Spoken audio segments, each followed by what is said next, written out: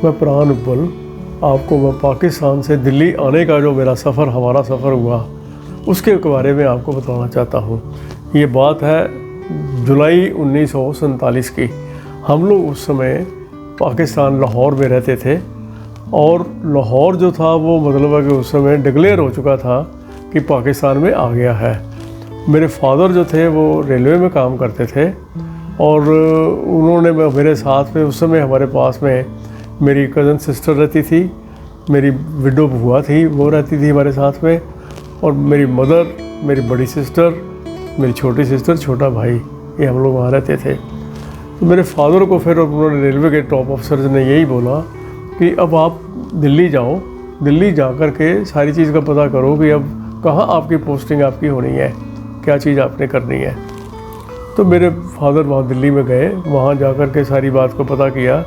उन्होंने कहा जी कि आप अपना जैसे भी है करते हुए दिल्ली आप आ सकते हो कभी भी जो है, तो हम उसके लिए करेंगे सारा। लेकिन यहाँ आके मेरे फादर ने फिर डिसीजन ये लिया कि बजाय इसके कि अभी हम सीधा दिल्ली जाएं, हम लोग पहले अपने पुश्तैनी गाँव हमारा जो है खुडियाँ तहसील चूनिया में है, वहाँ पहले जाएंगे। वहाँ हमारी दादी भी रहती है, हमारी अपनी हवेली है, कुछ देर वहाँ रुक करके उसके बाद में सोचेंगे क्या करना है। तो हम लोग वहाँ से सारे वहाँ पर खुडिया चले गए।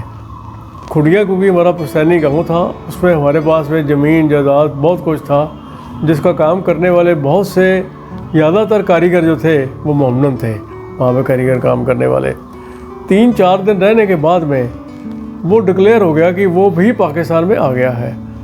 और जैसे ही ये डिक्लेयर हुआ वो काश्तकार हमारे मतलब है कि बाबूजी को आके मिले। उन्होंने आके ये कहा कि बाबूजी आपको घबराने की कोई ज़रूरत नहीं है, आप बेशक जाओ, फैमिली आपकी यहाँ रहेगी, हम इनका पूरा ख्याल करेंगे, आप जा कर के वहाँ पे जो भी आपने इंतज़ाम करना अपना करिएगा। मेरे बाबूजी कहते हैं ठीक है जी, आपको जैसा होगा आपको बतला देंगे। लेकिन 3-4 दिन के बाद में वो फिर आए। उन्होंने आकर के 5-6 आदमी इकट्ठे थे। उन्होंने आकर के मेरे बाबूजी को ये कहा कि अब ऐसा है क्योंकि as it has been declared कि ये पाकिस्तान में है, तो बेटर है कि आप जितनी जल्दी हो सके वहाँ से अपने पूरी फैमिली को लेकर के आप लोग अपना जाओ यहाँ पर, जहाँ से जो है। मेरे बाबूजी ने फिर भी उनको समझाया भी हम किसी तरह से करके इधर से निकलेंगे, आपको बतला देंगे जैसा भी होगा। 2-3 दिन के बाद में फिर वो दोबारा आए, लेकिन इस दफ़ा जो आए वो कोई 40-50 आदमी इकट्ठे थे। उनके हाथ में लाठियाँ, उनके हाथ में सारी चीज़ थी पकड़ी हुई। वो मेरे बाबूजी को मोर और लेस करके जो उनके दूसरे और उनके साथ में आदमी थे उन्होंने धमकाया, कहा भी देखो भी ऐसा है कि हम कोई भी एक्शन लेंगे, कोई भी चीज़ करेंगे जो आपको अच्छी नहीं लगेगी, तो इसलिए बेटर है कि आप जल्दी से जल्दी 1 आध दिन में आप यहाँ से निकल जाओ और कोई भी ऐसी घटना नहीं होनी चाहिए कि जिससे जाकर के आपको कोई बात हो। क्योंकि हमारी वहाँ पे पूरी हवेली थी, पूरी गांव था, पूरा गांव के अंदर में मैक्सिमम जो जायदाद थी वो हमारी थी। वहाँ पर जो है ज़मीन जायदाद थे, सब कुछ था हमारा वहाँ पर, तो इसलिए हमारा पूरा कंट्रोल था वहाँ पर सारी चीज़ का जो है। लो जी, वो ही अब यहाँ के मालिक हैं। 3-4 आदमियों ने बाबूजी के साथ में थोड़ी सी बदतमीजी की बातें भी की कि आप इस तरह करके नहीं यहाँ रह सकते हो। उन्होंने मतलब कहा कि आप अब जाइए, जैसा होगा आपको बतला देंगे। लेकिन वो जाने की बजाय वो बिल्कुल एकदम अग्रेसिव हुए, कहते नहीं जी अब आपको फ़ैसला करना ही है, जो भी है आपको जैसा भी है कि आप कब जाओगे, 1 दिन में, कल जाओगे, परसों जाओगे, कैसे कब जाओगे।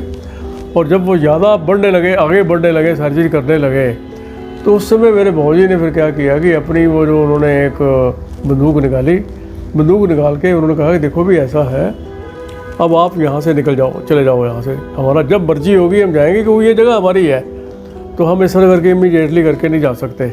लेकिन वो नहीं माने, वो मतलब है कि आगे भी बढ़ते गए। बाबूजी ने पहले हवा पे फायर किया और उसके बाद में जब वो नहीं माने तो उन्होंने सीधी गोली चलाई। उस गोली में मतलब है कि मेन एम ये था कि बाबूजी मेरे ने अपना डिफेंसिव एक्ट लिया कि कहीं ये ना हो कि ये मेरे ऊपर में हमला करें या कोई चीज़ करें। लेकिन गोली चलने से क्या हुआ कि 2 आदमियों को गोली लगी वो जो है, और गोली लगने से क्या हुआ वो गिर गए और बाकी सारे आदमी भाग गए।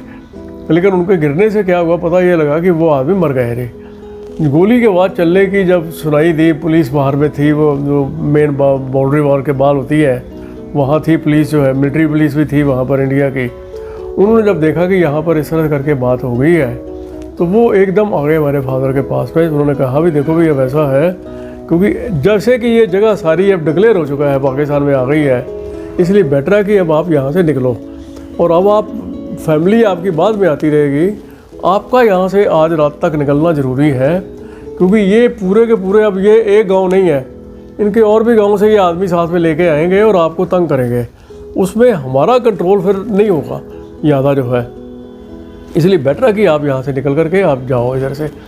और रात को मेरे फादर को लेकर के वो चले गए जी। और हम अपना सारा करते हुए 3-4 दिन के अंदर में उन्होंने, मिलिट्री वालों ने, पुलिस वालों ने एक बैलगाड़ी पूरी तैयार की। जब कार्रवाई पूरी तैयार हुई, उसके साथ में मिलके हमारे को वहाँ पे उन्होंने मतलब है कि किया भी आप बैठो, सब चीज़ चलो, सब चीज़ होती है।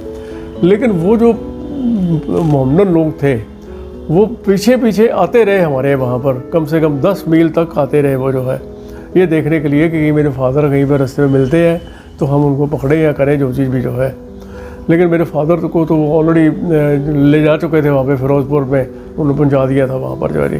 तो इस तरह करते हुए हम नेक्स्ट डे हम जो सेम रात को सुबह जब चले इधर से, और रात को हम वहाँ पे फिरोज़पुर पहुँच गए कैंप पे जी। और कैंप पे पहुँचने के बाद में बाबूजी ने इन बिटवीन अपने मतलब है कि जैसे मेरे मौसड़ थे उनको मैसेज भेजा। मेरा बुआ जी का लड़का था जिसकी कज़न सिस्टर हमारे साथ रह रही थी यहाँ पर जो है, उसको लुधियाना में रहता था, उसको मैसेज भेजा भी ऐसे करके है हम यहाँ पे आए हैं। वो सारे वहाँ पे इकट्ठे हो गए।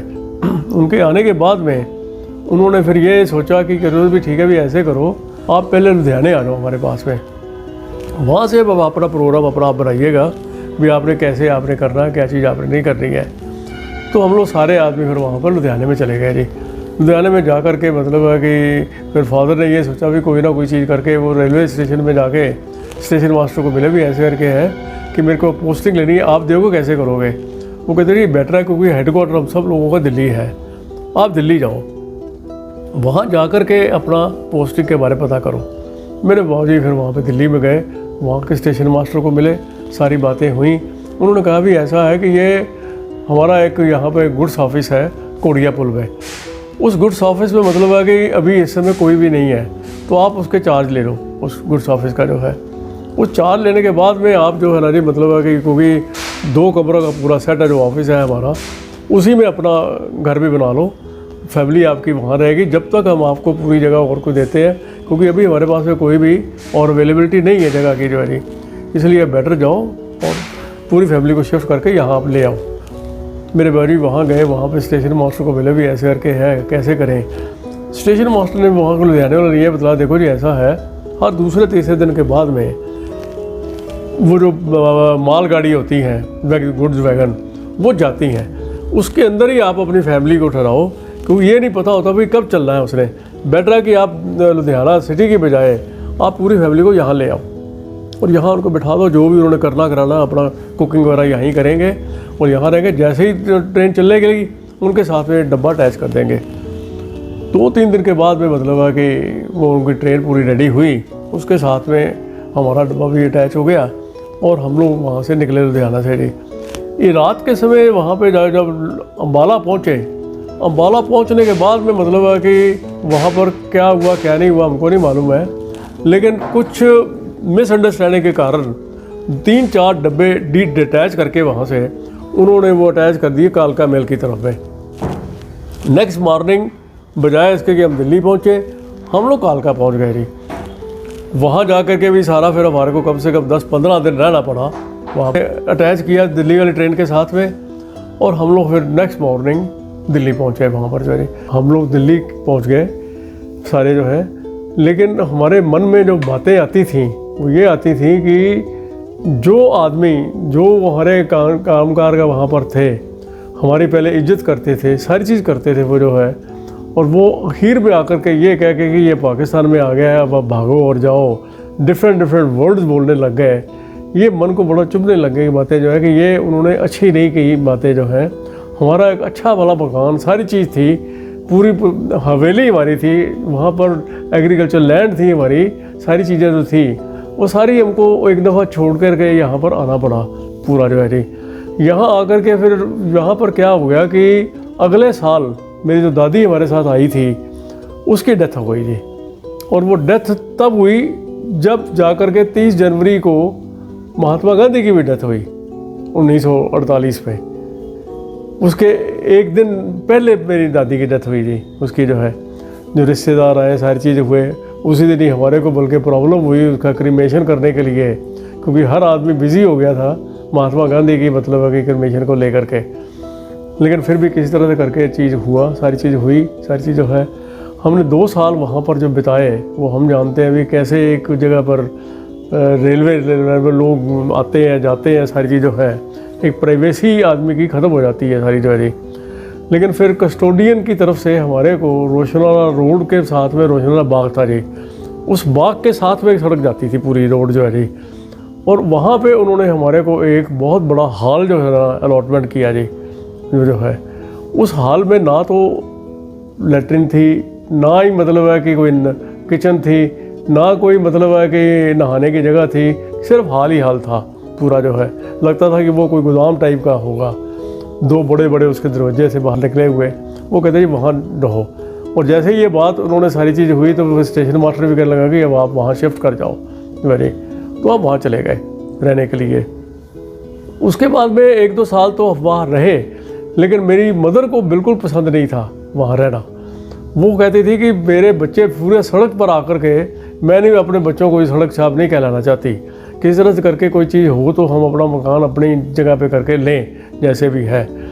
लेकिन उस समय क्या हुआ कि DLF वालों ने अपनी कॉलोनी निकाली अलग अलग करके जी।